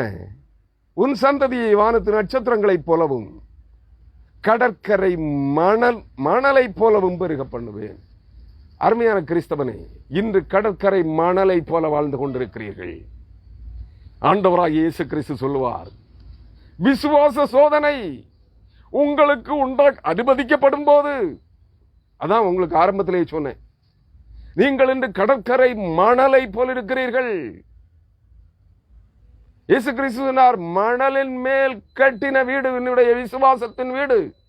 ஆண்டவராகிய இயேசு கிறிஸ்துவின் மேல் நீ உன் விசுவாசத்தின் வீட்டை கட்டுகிறாய் என்றால் அது மணலின் மேலாக இருக்கக்கூடாது. கடற்கரை மணலின் மேல் கட்டப்பட்ட வீடு பெருமழை பெய்து பெருங்காற்று அடித்து பெருவெள்ளம் வந்து அதன் மேல் மோதின போது அது தண்ணீரோடு தண்ணீராய் இடித்து செல்லப்பட்டது. அந்த விசுவாச வீடு நிலை நிற்கவில்லை. அருமையான கிறிஸ்தவனே, இந்த உலகத்தின் ஆசீர்வாதங்கள் இன்றைய தீர்க்கதரிசிகளும் அப்போஸ்தலர்களும் உங்களுக்கு வாரி வழங்குகிற கூடை கூடையாய் மூடை மூடையாய் வாரி வழங்குகிற ஆசீர்வாதங்கள் எல்லாம் இந்த கடற்கரை மணலை போன்றது. இந்த ஆசீர்வாதங்களின் மேல், இந்த அந்நிய பாஷைகளின் மேல், இவ்வுலகத்தின் ஆவிகளின் மேல் உங்கள் விசுவாசத்தை கட்டுவீர்கள் என்றால் நீங்கள் மேன்மக்களாக, ராஜாக்களாக, ஆசாரியர்களாக மாற்றம் பெற முடியாது. கற்பாறையாகிய கிறிஸ்துவின் மேல் உங்கள் விசுவாசத்தை கட்டி எழுப்புங்கள். அதான் பரீட்சிக்கப்பட்ட கல்லும் விலையேறப்பட்ட கல்லும் போடப்பட்டிருக்கிற அஸ்திபாரமும் ஆகிய மூளைக்கு தலைக்கல்லாயிருக்கிறவர் கிறிஸ்து. அந்த கிறிஸ்துவின் மேல் இடரலை நீங்கள் உருவாக்காதீர்கள். அது இடறுகிறவனுக்கு இடரலின் கல்லாக இருக்கும், விசுவாசிக்கிறவனுக்கு விசுவாசத்தின் கல்லாக, கற்பாறையாக இருக்கும். நன்றாக புரிந்து கொள்ளுங்கள். நீ கிறிஸ்துவின் சிலுவை பாடுகளையும் கிறிஸ்துவின் இரத்தத்தையும், விசுவாச வீடு 3 பெரும் சோதனைகளால் சோதிக்கப்படுகிறது. அந்த இயேசு கிறிஸ்து அந்த வார்த்தையை சொல்லுகிறார். பெருமழை பெய்து பெருங்காற்று மோதி பெரு வெள்ளம் வந்து அது இழுத்து அடித்து மோதுகையில் அந்த விசுவாச வீடு, மணலின் மேல் கட்டப்பட்ட வீடு, அடித்து செல்லப்படும், நிலை நிற்காது. உங்கள் விசுவாசம் இவ்வுலகத்தின் ஆசீர்வாதங்களின் மேல் அல்ல, இவ்வுலகத்தின் ஐஸ்வர்யங்களின் மேல் அல்ல, இவ்வுலகத்தின் ஆவிகளின் மேல் அல்ல, இவ்வுலகத்தின் அந்நிய பாஷைகளின் மேல் அல்ல. கற்பாறையாகிய கிறிஸ்துவின் மேல் கட்டுங்கள் உங்கள் விசுவாசத்தை. அப்பொழுது பெருமழை பெய்தாலும் சரி, பெரும்புயல் அடித்தாலும் சரி, பெருவெள்ளம் மோதினாலும் சரி, உங்கள் விசுவாச வீடு அசைக்கப்படாது. நீங்கள் முடிவிலே ஆபிரகாமின் ஆசீர்வாதங்களாகிய வானத்து நட்சத்திரங்களைப் போல ராஜாக்களாய், ஆசாரியர்களாய் மாற்றப்படுவீர்கள். இதுதாங்க ஆபிரகாமின் ஆசீர்வாதங்களை சொந்தமாக்குவதற்கான வழிமுறை என்பதை புரிந்து கொள்ளுங்கள் அருமையானவர்களே. இன்றைய மேன்மக்கள் என்று தங்களை சொல்லிக் கொள்ளுகிறவர்களும் சொல்லுகிறார்கள், நாங்கள் ஆபிரகாமின் சந்ததிகளே, சூரிய வம்சத்தவர்களே என்று ஆரியர்கள் தம்பட்டம் அடித்துக் கொள்ளுகிறார்கள். ஏன் தம்பட்டம் அடிக்கிறார்கள்? அவர்களும் அபிராமின் வழிமரபினர். ஆபிரகாமின் வழிமரபினர் அல்ல. ஆபிரகாம், அபிராம், ஏபிராம். ஆபிரகாமினுடைய பழைய பேர் என்ன? தேவன் ஆபிரகாமை தெரிந்து கொண்டதற்கு முன்பு அவனுக்கு பேர் என்ன? அபிராம், ஏபிராம். அதைத்தான் அவர்கள் சொல்லுகிறார்கள். ஆதியாகமம் 25ஆம் அதிகாரம்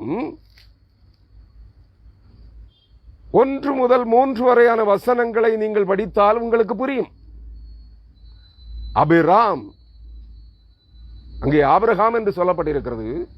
ஆபிரகாம் அபிராமாக இருந்தபோது கேத்தூராள் என்கிற ஒரு பெண்மணியை, எபத்மலேக் என்கிற ஒரு, எபத்மலேக் அல்ல, அபிமலேக் என்கிற ஒரு மீதியானியன் அரசன் கேத்தூராள் என்பவளை சாராளுக்கு வேலைக்காரியாக கொடுத்தான். ஆபிரகாமின் ஆசீர்வாதங்களிலே சாராளுக்கு அந்நியர்கள் கொடுத்த ஆசீர்வாதங்கள் அநேகம் உண்டு. அந்த ஆசீர்வாதங்களை கொடுக்கின்ற போது அவன் ஒரு வேலைக்காரியையும் கொடுத்தான். அந்த கேத்தூராளுக்கு ஆபிரகாமுக்கு கேத்தூரால் பெற்ற பிள்ளைகள் 6 பேர். நான் பெயர்களை படிக்கிறேன். அவன் அவளுக்கு, ஆதியாகமம் 25ஆம் அதிகாரம் 2ஆம் வசனம், 2, 3 ஆகிய வசனங்கள். அவள் அவனுக்கு, கேத்தூரால் ஆபிரகாமுக்கு சிம்ரானையும் எக்ஸானையும் மேதானையும் மீதியானையும் இஸ்பாகையும் சூவாகையும் பெற்றாள். 6 பேர்களை 6 பிள்ளைகளை பெற்றிருக்கிறார். ஆண் மக்களை, பெண் மக்களின் பெயர்கள் என்று சொல்லப்படவில்லை. இவர்களில் சிம்ரானியர்களும் எக்ஸானியர்களும் மைதானியர்களும் மேதியர்களும் மைதானியர்களும் இஸ்பாகும் சூவாகும் ஆரியர்கள். புரியுதா உங்களுக்கு? இவர்களின் சந்ததிகளே எகிப்தியர்களும் மேதியர்களும் பர்சியர்களும் அசீரியர்களும் இவங்க எல்லாம் இந்த சந்ததியில தான் வர்றாங்க. இவர்கள் தான் இன்று தங்களை மேன்மக்கள் சூரிய வம்சத்தவர்கள் ஆரியர்கள் என்று அழைத்துக் கொள்ளுகிறார்கள். இவர்கள் அபிராமின் பிள்ளைகள். அவர்களே சொல்லுகிறார்கள் எபிரகாம் எபிராம் பிராமும் பிராம் என்றால் பிராமணன் என்று விளக்கம் கொடுக்கிறார்கள். அபிரகாம் பிராமணனாக இருந்தபோது அவனுக்கு பெற்ற பிள்ளைகள் நாங்கள் ஆரியர்கள் என்கிறார்கள். பிராமணர்கள் என்கிறார்கள். ஆனால் தேவன் அவனுக்கு அபிராமை அபிரகாம் என்றும் சாராயை சாராள் என்றும் பெயர் மாற்றம் செய்த பிற்பாடு பிறந்த பிள்ளைகளின் சந்ததிகளே நீங்களும் நானும். நன்றாக புரிந்து கொள்ளுங்கள் அருமையானவர்களே. நீங்கள் கடற்கரை மனதத்தனையான ஆசீர்வாதங்களை, உலகத்தின் ஆசீர்வாதங்களை சொந்தமாக்க விரும்பினால் நீங்கள் ஆரியர்களோடு சேர்ந்து கொள்ளலாம். அந்தி கிறிஸ்துவின் சேனைகளை பின்பற்றலாம். அந்தி கிறிஸ்துவின் ஆவிகளை பின்பற்றலாம். காட்டு மிருகமாகிய வலுசர்ப்பத்தின் சந்ததிகளை சார்ந்து கொள்ளலாம். ஒன்றும் ஆட்சேபனை இல்லை. ஆனால் அழிக்கப்படுவீர்கள். கடற்கரை மணலத்தனையாக நீங்கள் கிறிஸ்துவின் விசுவாசத்தை மணலின் மேல் கட்டினால், உங்கள் விசுவாச விட்டை ஆஸ்திகள் சம்பாத்தியங்கள் பெயர் பிரஸ்தாபங்களின் மேல் கட்டினால் உங்கள் விசுவாச வீடு நிலை நிற்காது. சாத்தான் உங்கள் விசுவாசத்தை சோதிக்க பெரும் புயலை போல் வரும்போது, பெரும் காற்றை போல் வரும்போது, பெரும் வெள்ளத்தை போல் வரும்போது தப்பி பிழைக்க மாட்டீர்கள், ஓடி போவீர்கள். ஆனால் கன்மலையாகிய இயேசு கிறிஸ்துவின் மேல் உங்கள் விசுவாசத்தை கட்டுங்கள். நீங்கள் ராஜாக்களாய் ஆசாரியர்களாய் மாற்றப்படுவீர்கள். வானத்து நட்சத்திரங்களைப் போல மேன்மக்களாய் மாற்றப்படுவீர்கள். வானுலக சந்ததியாய் மாறுவீர்கள். பரலோக வாசிகளாய் மாறுவீர்கள். தேவ குமாரர்களாய் குமாரத்திகளாய் மாற்றப்படுவீர்கள். அருமையானவர்களே, ஆதியாகமம் 26ஆம் அதிகாரம் 5ஆம் வசனத்தையும் கூட உங்களுக்கு படித்து காண்பித்து விட்டு நான் எரேமியா தீர்க்கதரிசியின் புஸ்தகத்திற்கு 22ஆம் வசனத்திற்கு வருகிறேன். ஆதியாகமம் 26:5ஆம் வசனம். ஆதியாகமம் 26ஆம் அதிகாரம் 5ஆம் வசனம். அங்கே என்ன சொல்லப்படுகிறது? நான் உன் சந்ததியை, ஆதியாகமம் 26ஆம் அதிகாரம் 5ஆம் வசனம். நான் உன் சந்ததியை வானத்தின் நட்சத்திரங்களைப் போல பெருக பண்ணி உன் சந்ததிக்கு இந்த தேசங்கள் யாவையும் தருவேன். இந்த தேசங்கள் யாவையும் தருவேன்.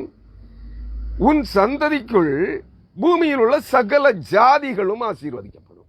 இது எவ்வளவு பெரிய மேன்மை பாருங்கள். நீங்கள் ஆபிரகாமின் சந்ததியாக வானத்து நட்சத்திரங்களைப் போல ஒளி வீசுகிறவர்களாய் மாற்றப்படும் போது, தேவனுடைய குமாரர்களாய் குமாரத்திகளாய் தேவ புத்திரர்களாய் தேவ தூதர்களைப் போல நீங்கள் மாற்றப்படுகின்ற போது உங்களுக்குள் இந்த பூமியில் உள்ள சகல தேசங்களையும் தருவேன் என்கிறார். அதே 22ஆம் அதிகாரம் 17ஆம் வசனத்தில் என்ன சொல்லப்பட்டிருக்கிறது? உன் சந்ததியார் தங்கள் சத்துருக்களின் வாசல்களை சுதந்தரித்துக் கொள்வார்கள். உன் சந்ததியார் வானத்து நட்சத்திரங்களைப் போல பெருகுகிற உன் சந்ததியார் அவர்கள் சத்துருக்களின் வாசல்களை சொந்தமாக்கிக் கொள்ளுவார்கள்.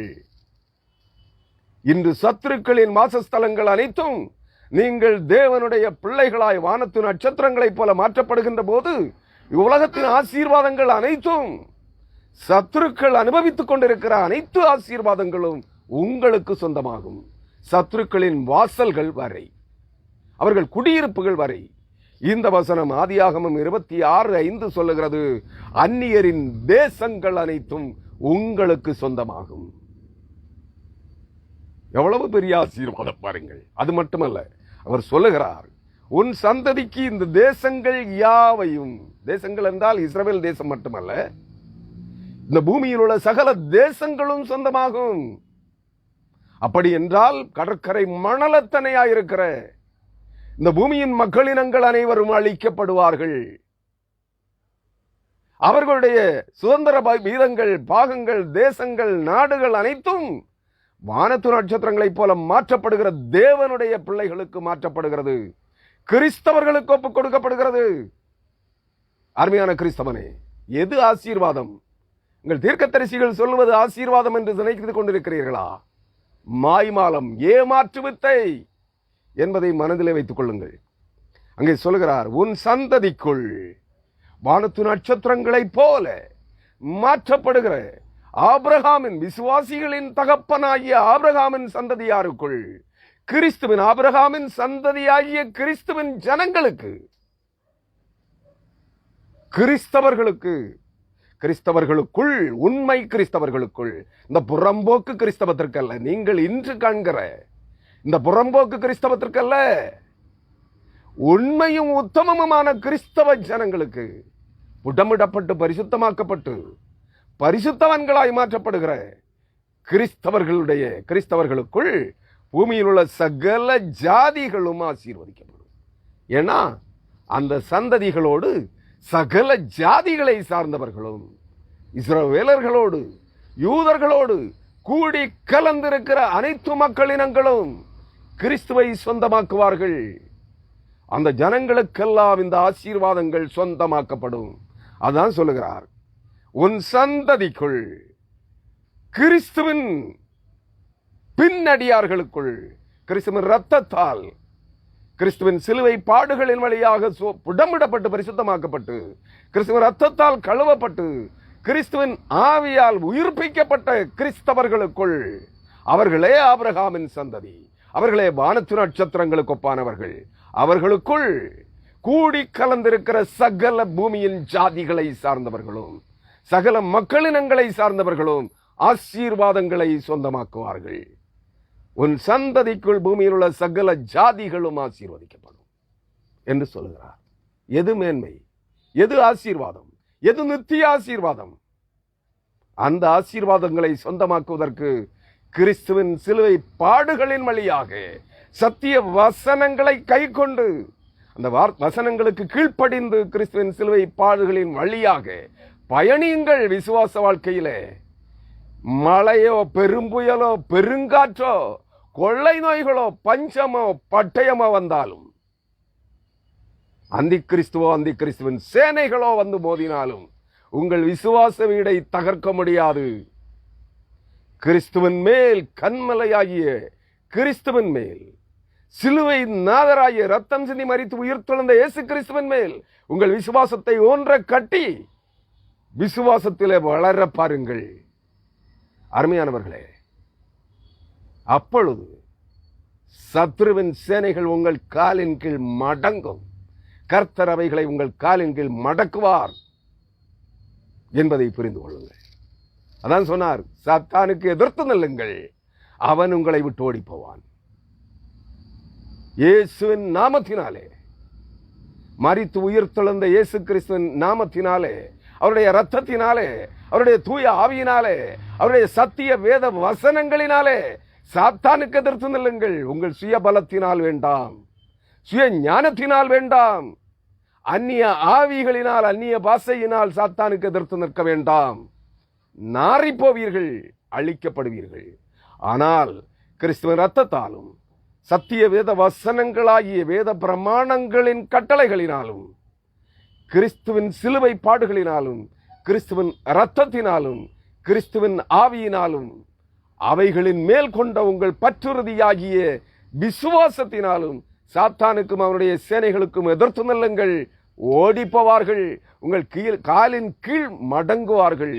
சத்துருக்களின் ஆஸ்திகளை நீங்கள் சொந்தமாக்கிக் கொள்வீர்கள். என்பதை புரிந்து கொள்ளுங்கள்.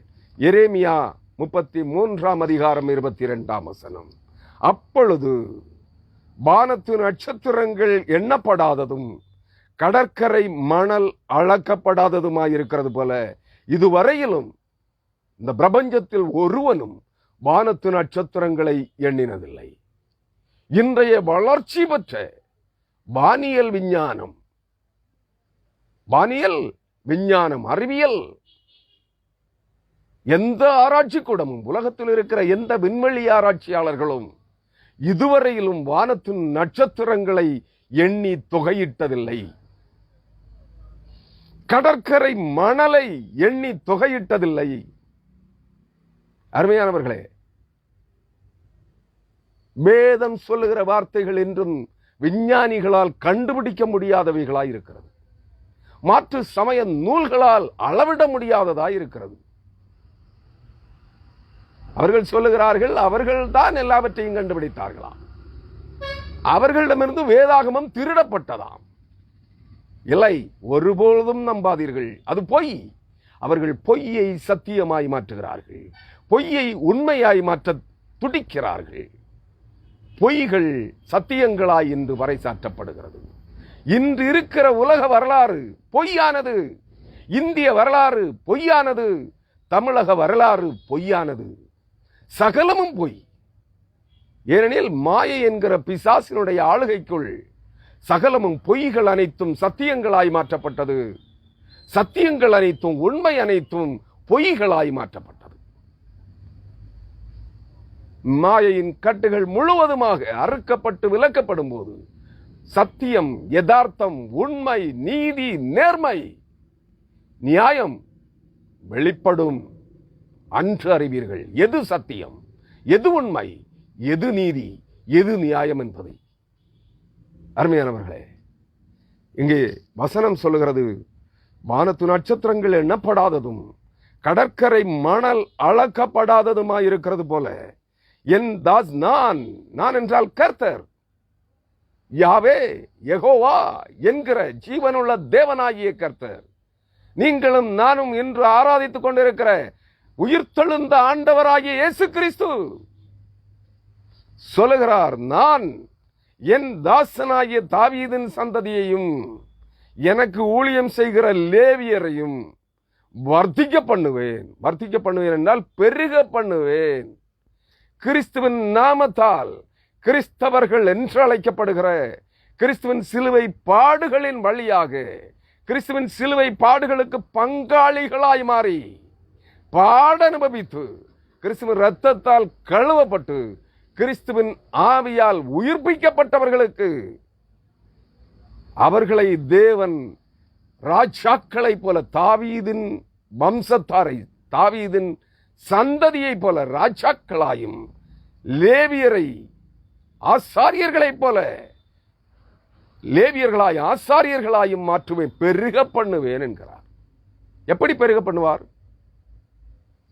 அன்பான தேவ ஜனமே, கிறிஸ்துவ ரத்தத்தால் கழுவப்படுகிற அனைத்து மக்கள் இனங்களும் ராஜாக்களாய் ஆசாரியர்களாய் மாற்றப்படுவார்கள். இஸ்ரவேலர்களும் யூதர்களும் மட்டும் அல்ல. ஏனெனில் நீங்கள் ரோமர் 8 படிக்க வேண்டும். இயேசு கிறிஸ்துவின் சிலுவை பாடுகளின் வழியாக இயேசுவின் இரத்தத்தால் கழுவப்பட்டு இயேசு கிறிஸ்துவின் தூய ஆவியால் உயிர்ப்பிக்கப்பட்டவர்கள் அனைவரும் தேவனுடைய வித்துகளாயிருக்கிறார்கள். ஒருவன் தேவனுடைய வித்தாக இராவிட்டால் அவன் தேவனுடைய ராஜ்யத்தில் பிரவேசிக்க முடியாது. ஒருவனிடத்தில் கிறிஸ்துவின் ரத்தம் இல்லாவிட்டால் அவன் கிறிஸ்துவின் தேவனுடைய ராஜ்யத்தில் பிரவேசிக்க முடியாது. ஒருவனிடத்தில் தேவனுடைய ஆவி, கிறிஸ்துவின் ஆவி இல்லை என்றால் அவன் தேவனுடைய பிள்ளையாக மாற முடியாது.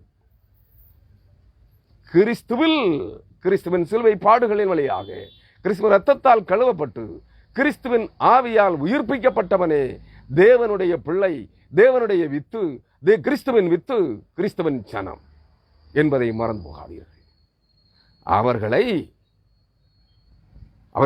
ராஜாக்களாகவும், அது எந்த ஜாதியிலிருந்து கிறிஸ்துவுக்குள் வந்திருந்தாலும் நீ ராஜாவாய் மாற்றப்பட்டிருப்பாய், ராஜாக்களாய் மாற்றப்படுவீர்கள், தாவீதின் சந்ததியாய் மாற்றப்படுவீர்கள், ராஜாக்களாய். நீங்கள் கர்த்தருக்கு ஊழியம் செய்கிற லேவியராய் ஆசாரியர்களாய் மாற்றப்படுவீர்கள். அப்ப உலகத்தில் இருக்கிற பிராமணன் எல்லாம் உங்க காலின் தூளை நக்க வேண்டும். இன்று பிரம்மாவின் பாதத்தின் கீழ் இருந்து நீங்கள் படைக்கப்பட்டவர்கள் என்கிறானே, அவர்கள் பிரம்மாவின் முகத்தில் இருந்து நெற்றியிலிருந்து உண்டாக்கப்பட்டவர்கள் என்று தேவன் உங்களை ஆசாரியர்களாய் ராஜாக்களாய் மாற்றுகின்ற போது இன்றைய பிராமணர்கள் உங்கள் காலின் தூளை நக்க வேண்டும். நீங்கள் எங்கே உயர்த்தப்பட போகிறீர்கள்? அவர்கள் அல்ல, நீங்களே தேவனுடைய பிள்ளைகள், கிறிஸ்துவின் ரத்தத்தால் கழுவப்பட்டவர்கள், கிறிஸ்துவின் ஆவியால் உயிர்ப்பிக்கப்பட்டவர்கள். நீங்கள் தேவ பிள்ளைகள், தேவகுமாரர்கள். அவருடைய முகம், தேவனுடைய முகம் பிரகாசிக்கிறது போல, தேவனே உம்முடைய முகத்தை எங்கள் மேல் பிரகாசிக்க பண்ணும், அப்பொழுது நாங்கள் பிரகாசிக்கப்படுவோம். நீங்கள் வானத்து நட்சத்திரங்களைப் போல தேவனுடைய பிள்ளைகளாய், ஒளி வீசுகிற சூரியனாய், சந்திரனாய், நட்சத்திரங்களாய் ஒளி வீசுகிற தேவ பிள்ளைகளாய் மாறுவீர்கள். அப்ப இந்த பிராமணன் எல்லாம், ஆரியர்கள் எல்லாம் உங்கள் கடற்கரை மணலை போல் இருப்பார்கள். யாரை போல் இருப்பார்கள்? கடற்கரை மணல் எண்ணப்படாத கூட்டமாயிருப்பது போல இந்த கடற்கரை மணலத்தனையாயிருப்பார்கள். உங்கள் காலின் கீழ் மிதிக்கப்படுவார்கள் என்பதை வேதம் உறுதி செய்கிறது. நீ கடற்கரை மணலின் கூட்டத்தில் இருக்க வேண்டுமா, வானத்து நட்சத்திரங்களின் கூட்டத்தில் இருக்க வேண்டுமா என்பதை தீர்மானித்து பார். எது ஆசீர்வாதம், எது நிலையான ஆசீர்வாதம், எது நித்திய ஆசீர்வாதம் என்பதை உணர்ந்து நீ வானத்து நட்சத்திரங்களைப் போல மாற வேண்டும் என்றால், தேவனுடைய பிள்ளைகளாய், நட்சத்திர தூதர்களாய், தேவ புத்திரர்களாய் நீ மாற்றம் பெற வேண்டும் என்றால், உன் விசுவாசம் பரீட்சிக்கப்பட்ட கல்லும் விலையேறப்பட்ட கல்லும் மூளைக்கு தலைக்கல்லுமாயிருக்கிற போடப்பட்டிருக்கிற அஸ்திபாரமாகிய சிலுவை நாதராகிய, சிலுவையிலே உனக்காக எனக்காக உலகத்தின் சகல சிருஷ்டிகளுக்காக ரத்தம் சிந்தி மரித்த ஆண்டவராகிய இயேசு கிறிஸ்துவின் மேல் உன் விசுவாசத்தை உறுதியாய் கட்டு, ஊன்ற கட்டு. கிறிஸ்துவின் ரத்தத்தால் சிலுவை பாடுகளின் வழியாய் கிறிஸ்துவின் ரத்தத்தால் கழுவப்பட ஒப்புக்கொடு. கிறிஸ்துவின் ஆவியால் உயிர்ப்பிக்கப்பட்டு தேவகுமாரர்களாய், தேவ புத்திரர்களாய், வானத்து நட்சத்திரங்களைப் போல ஒளி வீசுகிற சந்ததியாய், இழந்து போன தேவசாயலாகிய ஒளியின் வஸ்திரத்தை தரித்துக் கொண்டவர்களாய் மாற பிரயாசப்படுங்கள். ஆபிரகாமின் ஆசீர்வாதங்கள் அனைத்தும் வானத்து நட்சத்திரங்களைப் போல பெருக பண்ணுகிற ஆசீர்வாதம். உங்களுக்குள் பூமியில் உள்ள சகல ஜாதிகளும் ஆசீர்வதிக்கப்படுகிற ஆசீர்வாதங்களை சொந்தமாக்கிக் கொள்வீர்கள். ஒருவனும் உங்களை அசைக்க முடியாது. இப்பிரபஞ்சத்தின் சாத்திரவாகிய சாத்தானோ, கவலைய பாம்பாகிய காட்டு மிருகமாகிய வலுசர்ப்பமோ, வலுசர்ப்பத்தின் சந்ததிகளோ, வலுசர்ப்பத்தின் சேனைகளை, அவதார புருஷர்களை தேவர்கள் என்று ஆராதித்துக் கொண்டிருக்கிற இந்த பூமியின் மக்கள் இனங்களோ உங்களை மேற்கொள்ள முடியாது.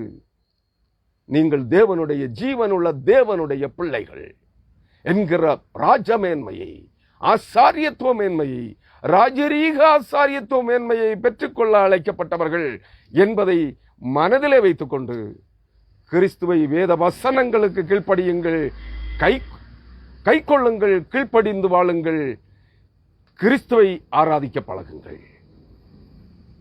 அருமையானவர்களே, கர்த்தர் தாமே இந்த வார்த்தைகளின்படி உங்களை ஆசீர்வதிப்பாராக. ஆபிரகாமின் ஆசீர்வாதங்களை வானத்து நட்சத்திரங்களுக்கு ஒப்பாய் உங்களுக்கு உங்கள் மேல் பெருக பண்ணுவாராக. ஆமென்.